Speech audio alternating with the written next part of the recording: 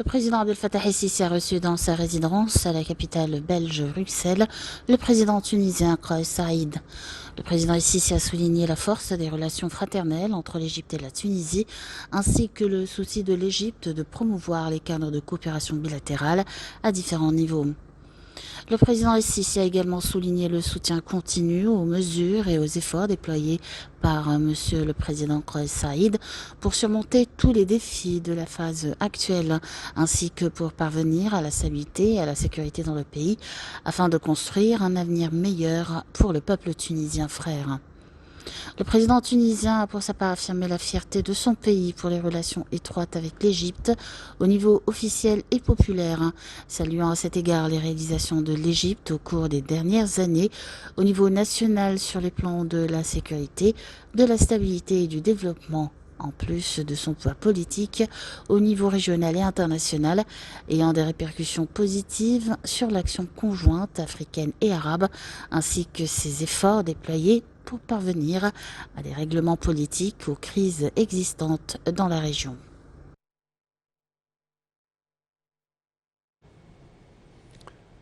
Et le chef de l'État s'est également entretenu avec le chef du conseil présidentiel libyen, Mohamed El-Mamfi. Il a affirmé le plein soutien de l'Égypte à tout ce qui permettrait à réaliser l'intérêt de la Libye et préserver l'intégrité et l'unité de ses territoires. Et voici un compte rendu. Le président Abdel Fattah el-Sisi a reçu à sa résidence à la capitale belge Bruxelles, Mohamed El-Mamfi, président du conseil présidentiel libyen.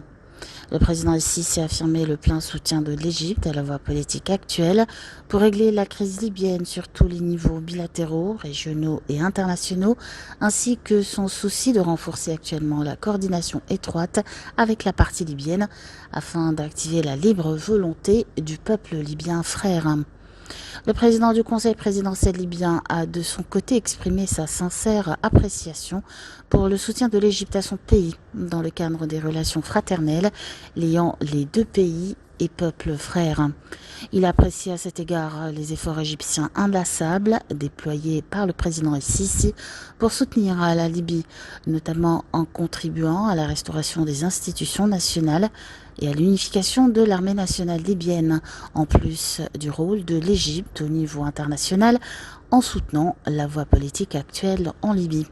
La réunion a également abordé les derniers développements en Libye et les efforts déployés pour rétablir la sécurité et la stabilité en Libye.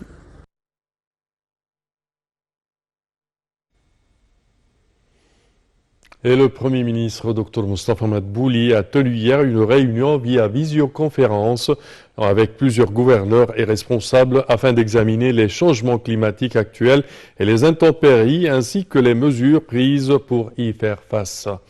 Dans ce contexte, le Premier ministre a enjoint de se mobiliser pour suivre les évolutions et de lever l'état d'alerte au niveau maximal. Madbouli a également enjoint de convoquer les cellules de crise au gouvernorat et de rédiger des rapports sur les évolutions de la situation au fur et à mesure. Le chef du gouvernement a par ailleurs enjoint de former des groupes d'urgence spécialisés dans la gestion de toutes les pannes de services publics ainsi que des équipes de secours sur les autoroutes en particulier. Et au cours de sa participation à une session sur le changement climatique dans le cadre de la 58e conférence de Munich sur la sécurité, le chef de la diplomatie égyptienne, Samer Choukri, a déclaré que l'Égypte, qui accueillera cette année la COP27, s'engageait à coopérer avec tous les pays du monde pour lutter contre les défis climatiques qui menacent notre planète. M. Choukri a jugé impératif d'atteindre l'objectif de baisser la température sur Terre à 1,5 degré centigrade. Par ailleurs, le chef de la diplomatie égyptienne s'est entretenu avec un nombre de hauts responsables venus assister à ce grand rassemblement annuel au sujet des défis régionaux mais aussi internationaux d'intérêt commun. M. Choukri, président désigné de la COP27, a eu une conversation cordiale avec l'envoyé spécial des États-Unis pour le climat, John Kerry, lors de sa participation à une session sur la diplomatie climatique internationale.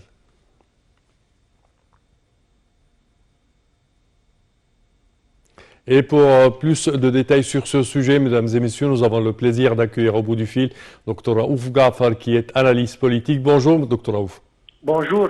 Alors, comment voyez-vous la participation du chef de la diplomatie égyptienne à cette conférence, la conférence de Munich sur la sécurité et la coopération, et certainement ses entretiens et ses participations aux sessions de travail?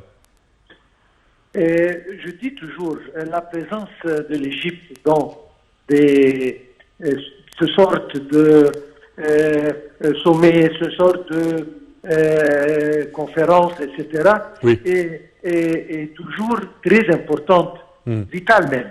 Et surtout à propos du changement. Oui. Docteur Raouf? Oui, oui, allez-y. Oui, je dis qu'à propos surtout du changement climatique, et surtout que l'Égypte va ôter la conférence prochaine, oui, en novembre.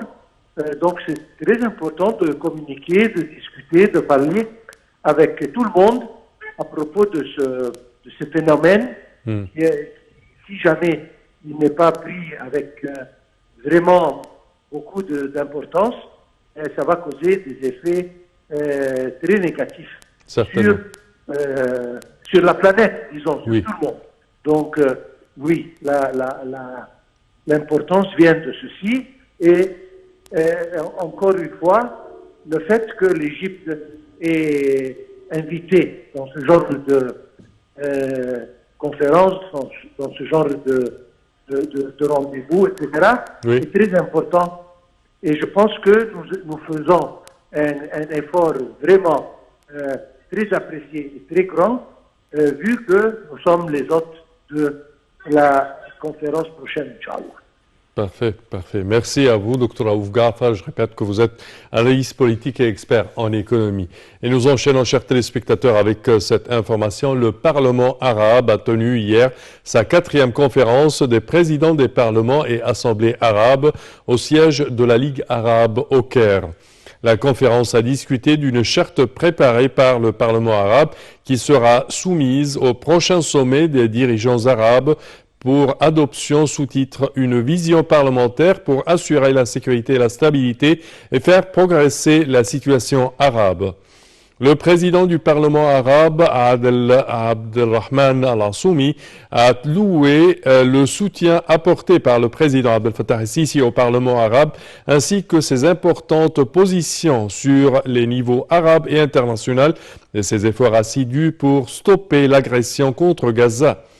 M. Al-Assoumi a tenu ses propos lors du communiqué final de la conférence des présidents de parlement et assemblées arabes tenue au siège de la Ligue arabe. La conférence a examiné une charte préparée par le Parlement arabe qui aborde les défis et les menaces les plus importantes auxquelles sont confrontés les pays arabes et le rôle que peuvent jouer les parlementaires à cet égard.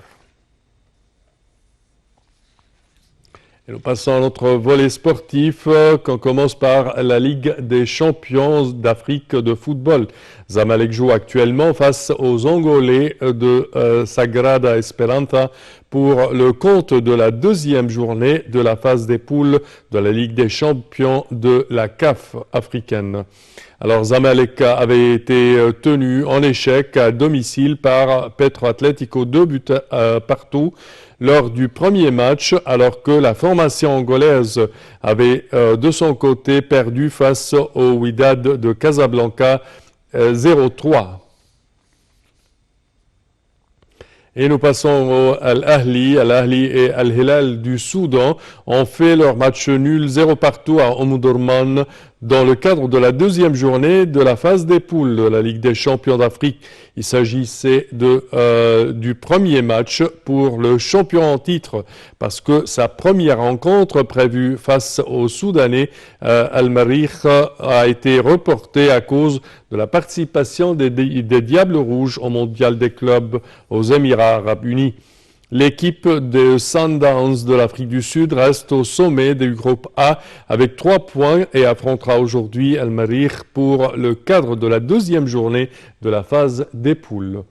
Et c'est ainsi, chers téléspectateurs, que prend fin notre édition d'aujourd'hui de Midi au Caire. Je vous remercie de votre attention et je vous donne demain rendez-vous à la même heure. Au revoir.